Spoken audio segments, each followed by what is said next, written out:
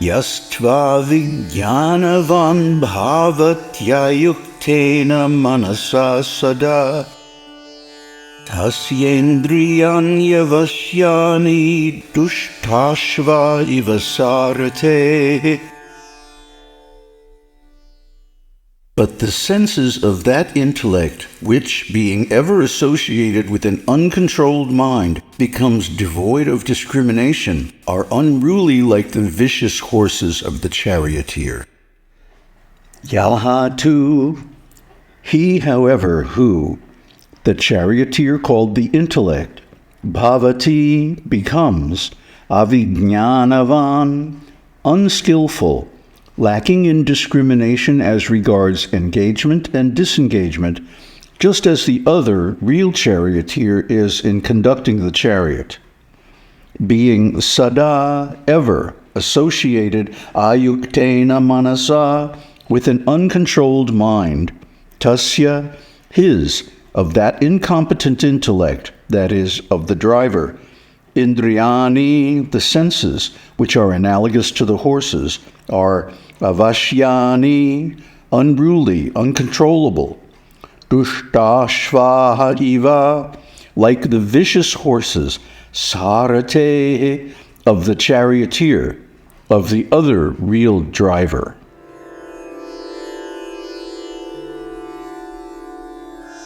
Yastu vijnanavan bhavati yuktena manasa sada tasyendriyani vashyani sadashva ivasarate.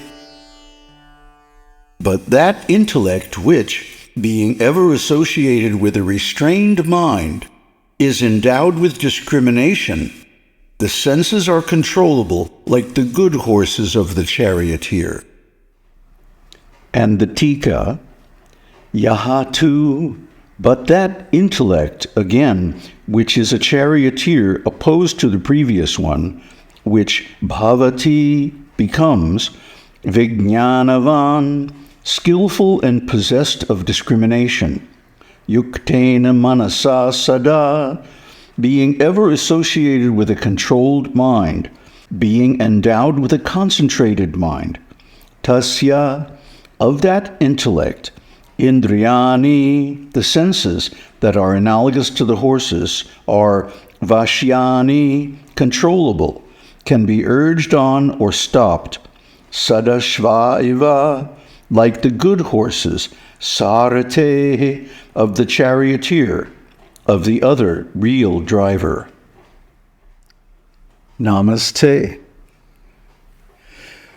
Well, the simile continues in these two verses and gets to the real point of it all. That if the intellect, the driver of the chariot, becomes associated with uncontrolled senses, the horses of the chariot, maybe they're not well trained, or maybe they're hungry or something that they don't want to follow his instructions, well, he's in trouble. And similarly, the intellect, which is associated with a restrained mind, a mind that is not allowed to wander, but is subject to the determination of the intellect, then he can be successful. Well, successful in what? The purpose of a chariot is to go somewhere. Nobody goes to all that trouble to make or obtain a chariot and a driver and horses and hook them all up together without the purpose of transportation, a journey. And that journey has a point of arrival. It has a destination. So the point is, one who has uncontrolled senses, an unrestricted mind, is not going to go anywhere interesting in the sense of valuable, beautiful, wonderful place. He's just going to wander, and it's just up to chance where he goes. So this is the situation of most of the beings in the material world. They're just wandering aimlessly, pushed by circumstances. And one of the things about an untrained horse is that it's very easily spooked. Anything surprising that happens, like a firecracker going off, or a car coming out of a side street or something like that, can make them react in an uncontrolled way. And similarly, a person with uncontrolled mind and senses is really at the mercy of the environment. Whatever comes up, whatever way the wind blows, simply pushes him here and there. Well, we've seen that so many times in life. We know people like that. They have no fixed purpose in life, no aim, no destination. They simply go whichever way the wind blows. They follow the trends. They go along with the fads and fashions of society. And so much of the time they wind up just right back where they started, in complete ignorance. I have to think of a dream I had one time. In this dream, there was a large auditorium with seats going all the way around the center, and way, way, way down in the middle, there was like a table. And there was a negotiation going on at that table between the two sides, the good and the evil. And at the end of the negotiation, they both came to the conclusion that we're never going to be able to agree. We're going to have to go to war. And so they both sides got up from the table and walked off in opposite directions. And the people in the auditorium began to follow them. So one side was following the evil and one side was following the good. And of course, I followed the good. But on the other side, I saw my family, my friends, my wife, my son, so many people that I knew intimately, closely, following the evil side. And I tried to call out to them and say, hey, what are you doing? You're going to go to a hellish place. But they didn't listen. And this is my experience in life as well. People don't listen. You can try, you can warn them, you can give the best knowledge from the scriptures. They don't change. This is a tragic thing. This is a terrible thing, because they lose all opportunity for advancement in life. And really, they're headed towards the animal kingdom in the next birth. I mean, just consider meat eating, for example. Meat eating is a terrible sin because of the cruelty to animals.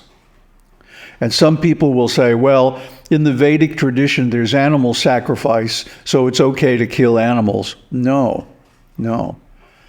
Those animals are sacrificed in a very sacred environment, surrounded by devoted people, after hearing many Vedic hymns, after watching so many offerings in the fire to God and so on. And the scriptures say they are guaranteed to go to a higher birth in the next life, at least a human birth, if not higher. So, in fact, the mantra, it's very interesting. When you sacrifice a goat to goddess Kali, there's a mantra that you whisper in the goat's ear that, okay, now we're going to sacrifice you to the goddess, so in the next life you will become a human, and I will become a goat like you, and you will be able to sacrifice me. This is stated openly in the mantra. Yet people go every day, I've seen it, at the Kali temple in Calcutta and elsewhere, that people will go through with this ceremony and do it anyway. Why? Because they get some temporary material benefits out of it.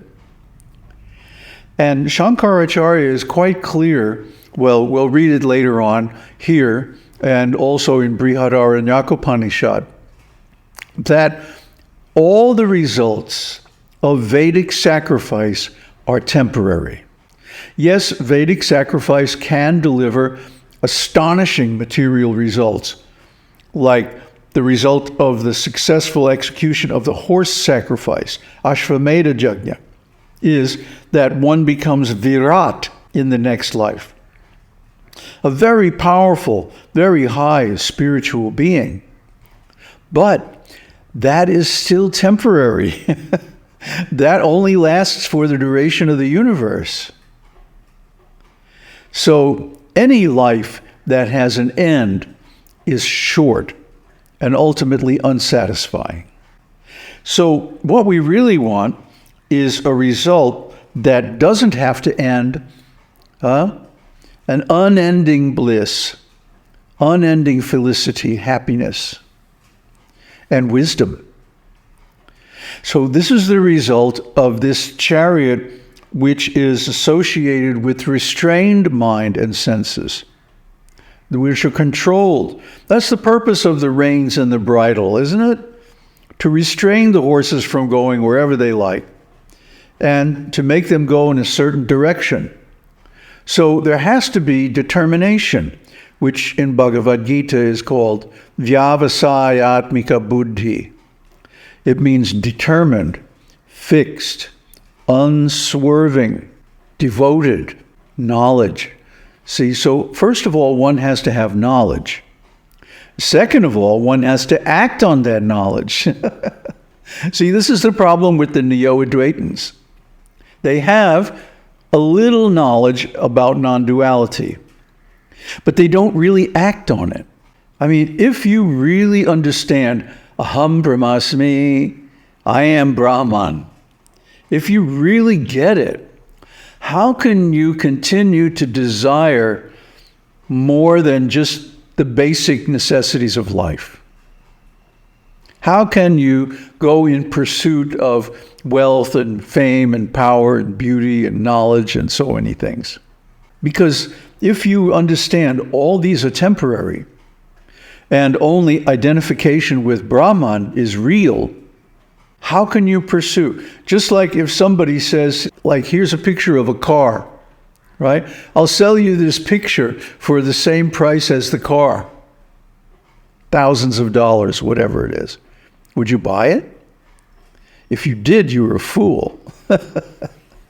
So in the same way, these Neo-Advaitins are buying the knowledge, the picture, if you will, of non-duality, but they don't get the real thing because they don't practice it.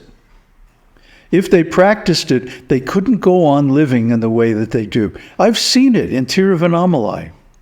Every year, thousands of tourists coming from especially Europe and Australia, and they come and they visit this very high holy place, but then they go downtown and go drinking.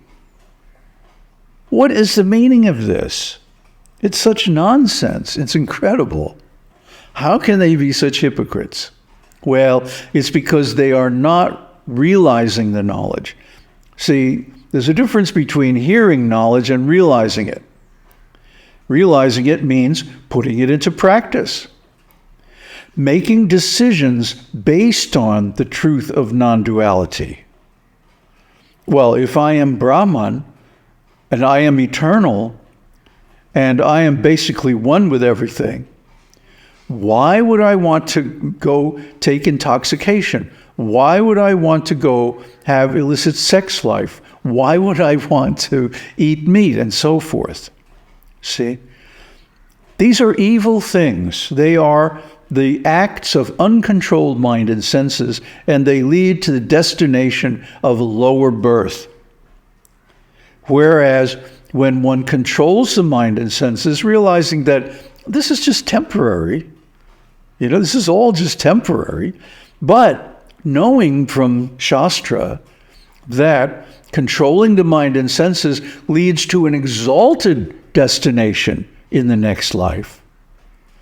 Why would you go on living like an ordinary rascal, materialistic fool when, if you take sannyas, if you renounce all these things, if you just act only for the bare maintenance of the body, don't cultivate any desires above and beyond that, and having the confidence that, well, I'm going to get a higher destination in the next life. Wouldn't you do that? I mean, wouldn't you want to follow these instructions in the scriptures? It just seems absurd to me that people will take a superficial understanding of Advaita and then use it for things like The Secret that says basically, when you wish upon a star, you can have whatever you want because you're God. No. God does not desire material things. Period. If he did, he wouldn't be God. And that's the situation of the conditioned soul. The conditioned soul is Brahman covered by upadhis that desire these material things like individual existence, birth in the material world, and so on. So don't ask why. Why does Brahman come in this world and get covered over and forget who he is? That's not germane. What is germane is to say, okay, I'm in this conditioned state. I am Brahman. And now my only purpose, my only meaningful mission in life is to get free of it.